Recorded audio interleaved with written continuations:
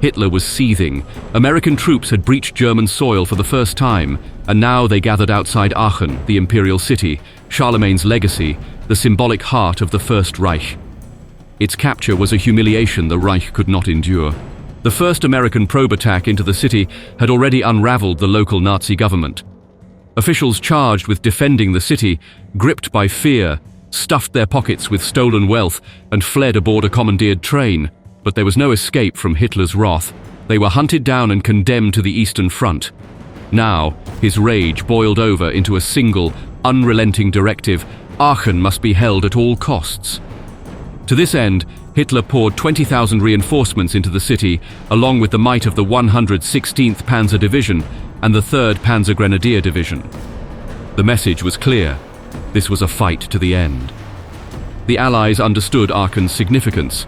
They crafted a brutal plan to exploit his obsession with the city, a trap ripped straight from the pages of Hitler's own Blitzkrieg playbook.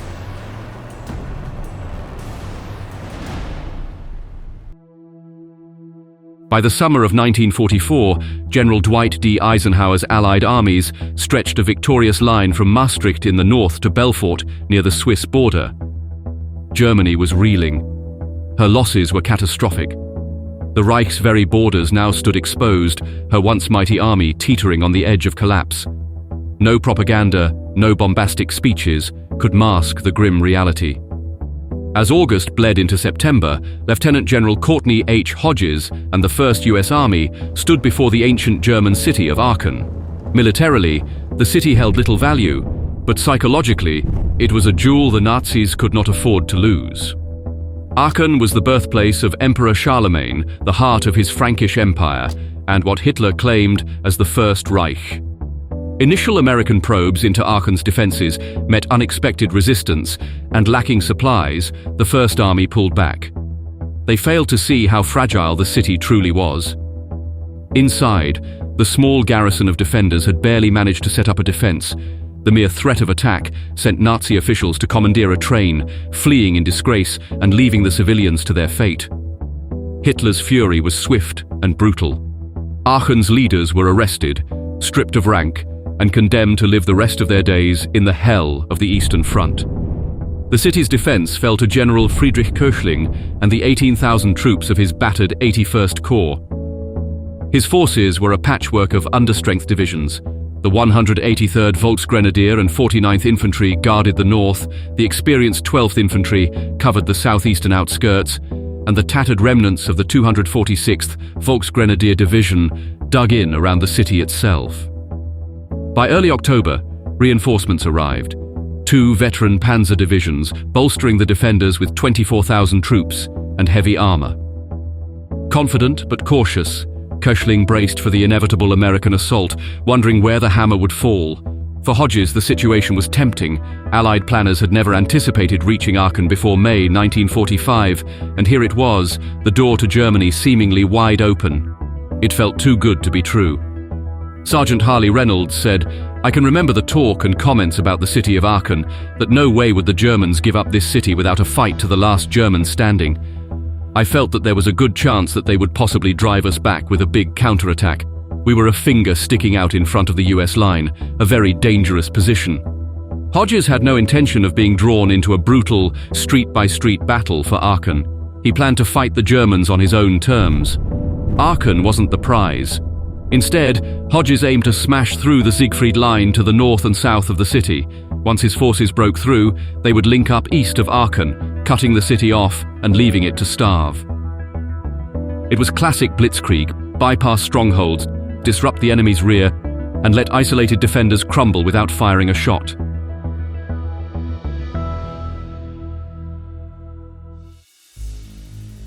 Not everything was smooth sailing for the Allies. Operation Market Garden, a failed airborne assault in Holland, delayed overall progress, allowing the Germans to strengthen their defenses in Aachen. When the assault finally started, it faced significant challenges. The elaborate artillery program preceding the attack disappointed ground observers, while it stripped camouflage, cleared some minefields, and destroyed a few wire obstacles. Most German pillboxes remained intact. The subsequent 450-plane airstrike fared no better. Poor navigation, Low visibility and inexperience resulted in few targets being hit. In a tragic error, a Belgian mining town 28 miles from the target area was bombed, causing civilian casualties. Despite these setbacks, Lieutenant General Hodges pushed forward, determined not to delay further. On October 2nd, under overcast skies, the assault began. At 11 a.m., a barrage of 400 artillery guns swept ahead of the 30th Infantry Division as they crossed the Worm River into Germany. Machine gun tracers illuminated the way, and the soldiers braced for bitter combat. For the first time in over 300 years, foreign invaders entered German soil. German pillbox crews, exercising strict fire discipline, unleashed a torrent of counterfire. American combat engineers systematically attacked the pillboxes, often using Bangalore torpedoes, satchel charges and bazookas to breach defenses. Drawing from lessons in Normandy, they targeted pillboxes from the rear, forcing German crews to surrender. By October 2nd, the 30th Infantry Division had successfully broken through the first line of German defenses, creating a small bridgehead. German commanders, deceived by diversionary attacks to the north, initially underestimated the threat. A feeble counterattack was repelled, leaving the Americans firmly entrenched. Over the following days, supported by the 2nd Armored Division, the 19th Corps widened the breach in the Siegfried line to 6 miles. On October 8th, the 1st Infantry Division launched its assault southeast of Aachen. Commanded with capturing Verlautenheide, Crucifix Hill, and Ravels Hill, the division implemented rigorous pre-attack tactics learned in Normandy. A pre-dawn attack caught German defenders off guard, enabling rapid progress. Verlautenheide fell quickly, with most defenders captured. Crucifix Hill was taken within an hour, while Ravels Hill surrendered without resistance the following night. In less than 48 hours, the division achieved all objectives, demonstrating how thorough planning and relentless execution could dislodge even the most staunch defenders.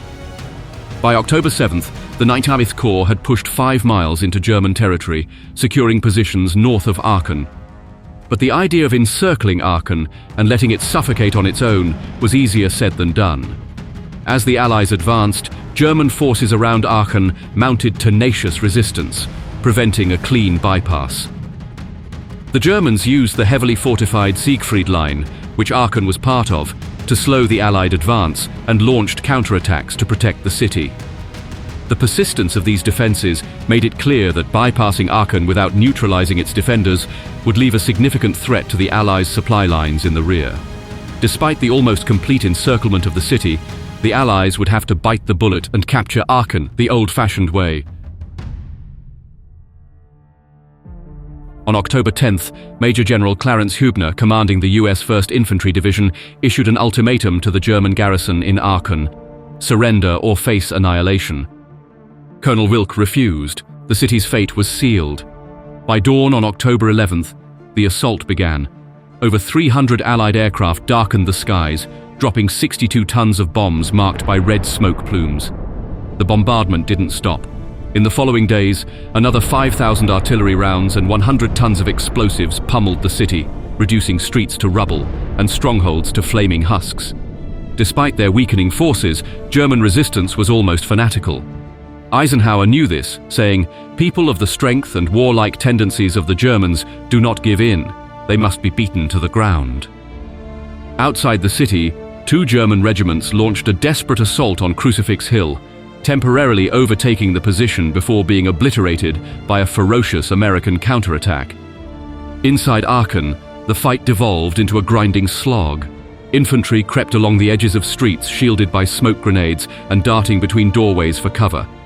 Tanks and destroyers advanced head-on, blasting their way through the barricades and strong points. Grenades cleared the cellars where Germans huddled, mowing them down instantly. Snipers, perched on rooftops and upper-story windows, picked off advancing troops. From concealed positions, German mortars rained shells down streets. Hidden behind windowsills, the mortar teams fired unseen, keeping the Americans under constant threat. The Americans adapted with ruthless ingenuity. Engineers, using dynamite in a technique called mouse-holing, blew through walls and ceilings to bypass stairwells rigged with ambushes. When larger buildings like Aachen's State Theatre became German bastions, American M12 self-propelled guns reduced them to rubble from 300 yards away. On October 14th, flamethrowers proved their horrifying effectiveness, clearing a 3-story air raid shelter packed with 75 German soldiers. For bunkers, engineers found another gruesome solution: wedging mattresses into firing ports to amplify explosive pressure, fracturing the concrete and suffocating those inside. Soon, mattresses were stripped from every nearby German village to fuel the assault. The Americans crawled forward, advancing at a grueling 50 feet per hour. They shot, burned, and dynamited anything that could hide an enemy in a grueling, endless hell of house-to-house combat.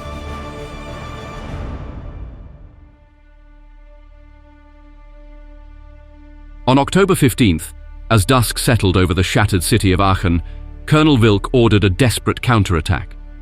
His aim was simple: halt the relentless American advance and shore up the crumbling German defenses in the city center.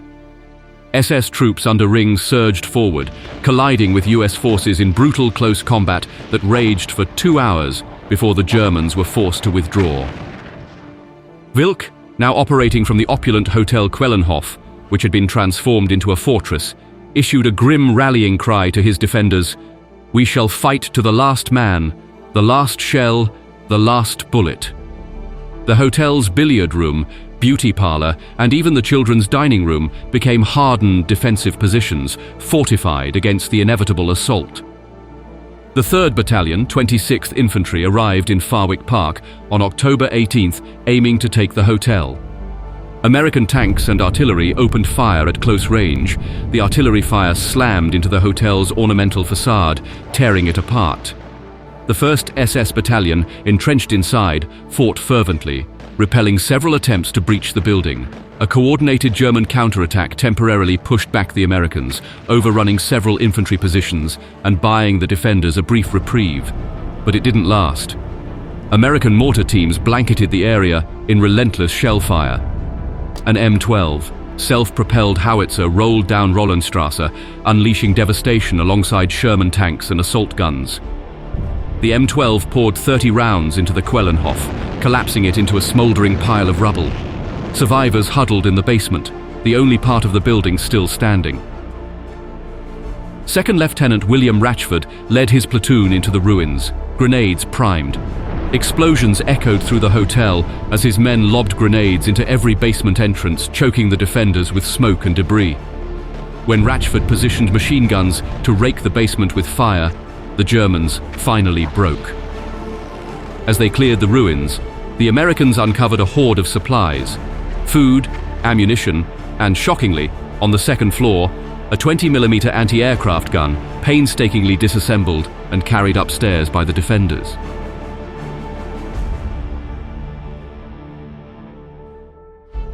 By October 20th, German resistance in Aachen was crumbling. The 110th Infantry, initially holding a defensive position, joined Daniels's battalion in the final push. Daniels's men had already captured the main railroad depot and were pressing toward a crucial railway line connecting to Geilenkirchen, cutting through the heart of the city. By sunset, the battalion reached the western tracks, having overrun the Technical University, a key German strongpoint in the northwestern sector. The last remnants of the German defenders were captured in the city's western and southwestern suburbs. For some, surrender was unthinkable.